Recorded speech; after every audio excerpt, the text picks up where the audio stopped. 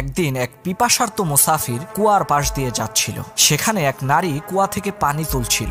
সেই মুসাফির নারীকে বলল, আমাকে একটু পানি পান করাও। তখন সেই নারী মুসাফিরকে পানি পান করালো। পানি পান শেষে মুসাফির নারীকে বলল, আমাকে নারীদের চালাকি সম্পর্কে কিছু একটা বলো তো। হঠাৎ ওই নারীটি জোরে জোরে চিৎকার করে বলতে লাগলো, আমাকে বাঁচাও, আমাকে বাঁচাও।